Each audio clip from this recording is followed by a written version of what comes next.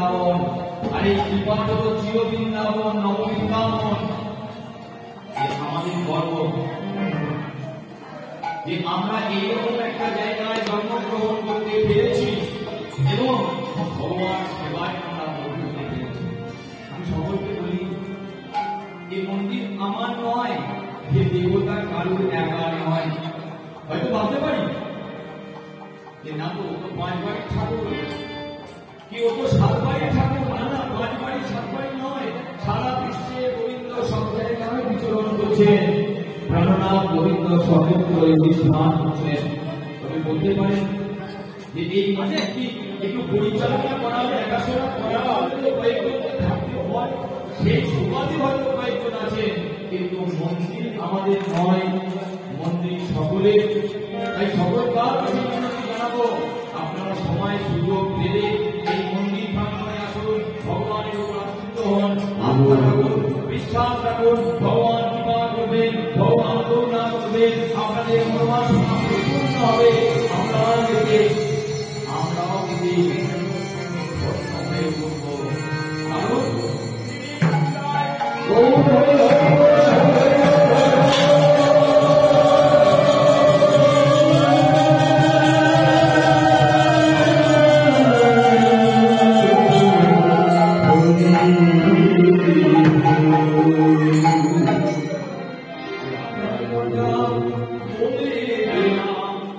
কোথায়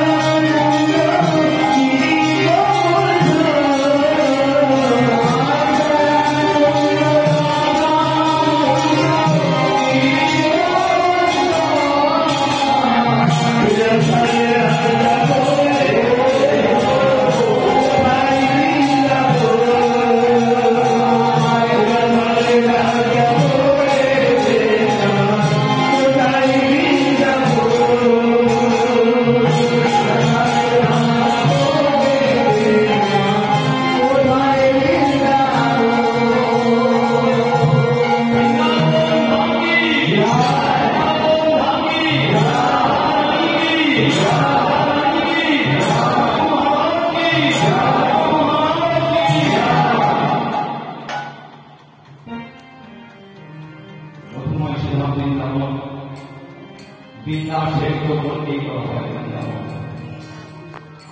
এই বৃন্দাবনে প্রাণনাথ বিশ্বমা রাধাকুণ্ডে গিয়ে যখন প্রচারণ করতে গেছিলেন, সেই প্রচারণ করতে গিয়ে সুগরের পদটি দেখে রাধা কেন সুগরের মুক্তি ছিল, সুগরের পদটি ছিল একবারে রাধা বদন বসানো। সুগর আর রাধা সম্পর্ক কিন্তু ভাই বোন।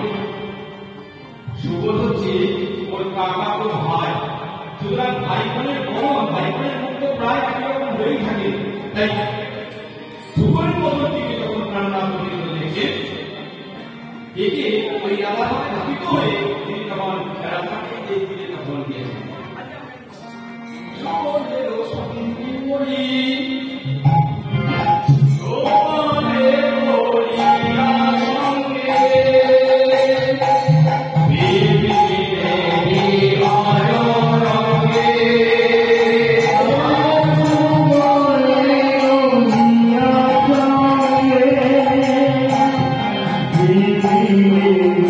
Hare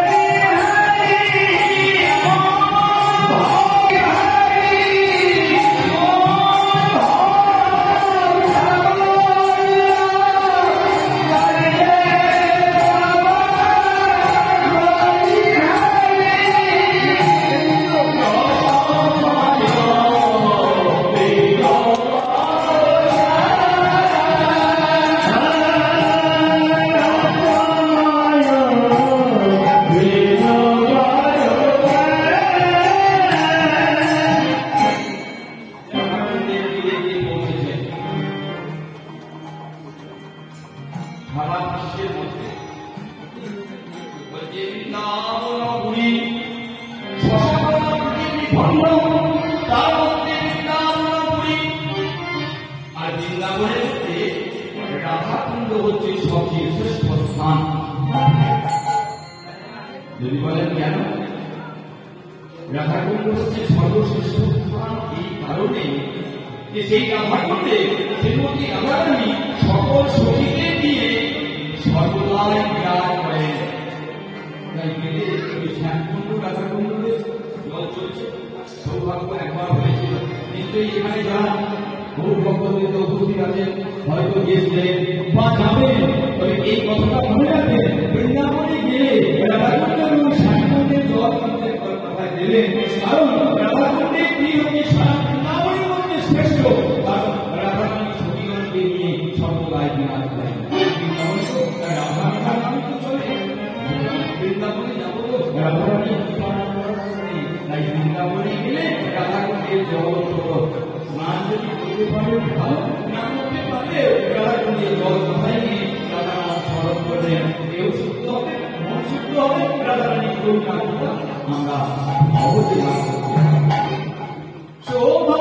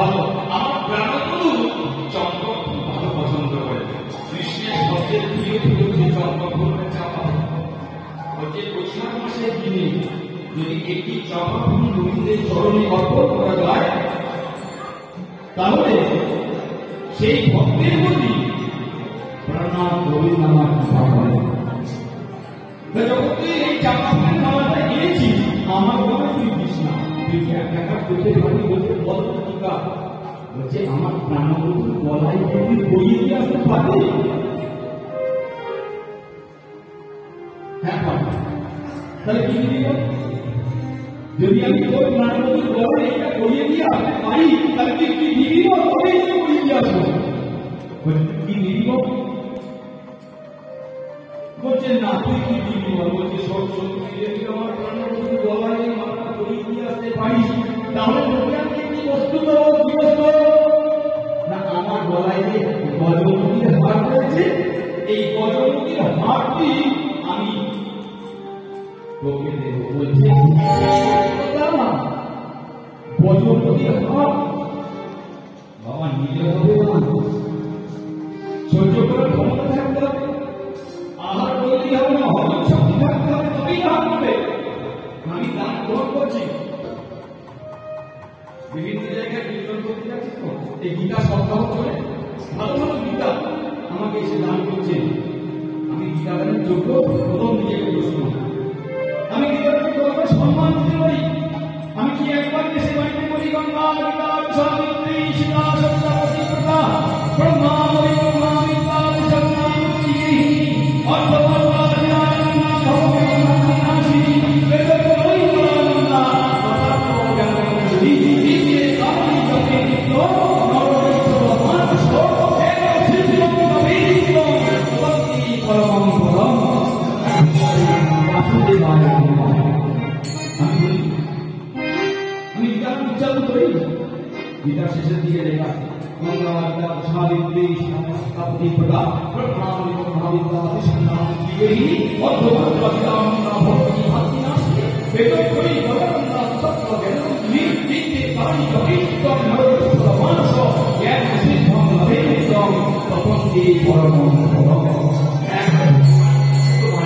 এর উপরে আর কোনো শাস্ত্র নাই, যদি প্রতিদিন একবার গীতা উচ্চারণ করতে পারি। শাস্ত্র শ্লোক আছে, মুখস্থ করা তো সম্ভব নয়, আর ভগবান বলেন গীতাকে মুখস্থ করতে পারবে,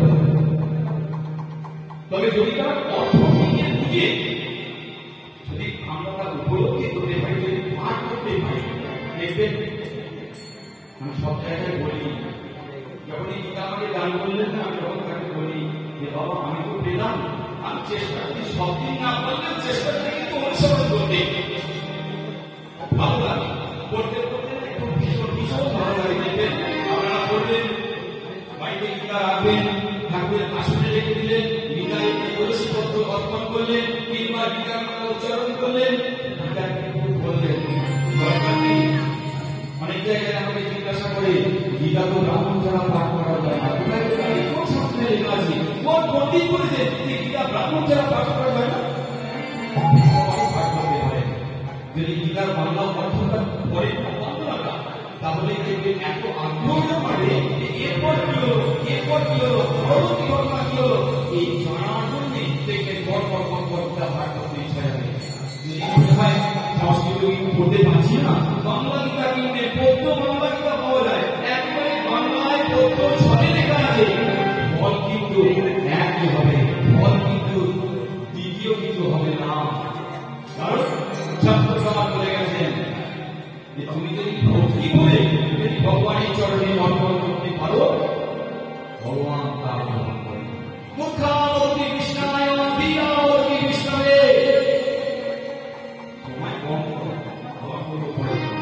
উভয় গ্রাহী জনার্দন মুখাবতী কৃষ্ণায়।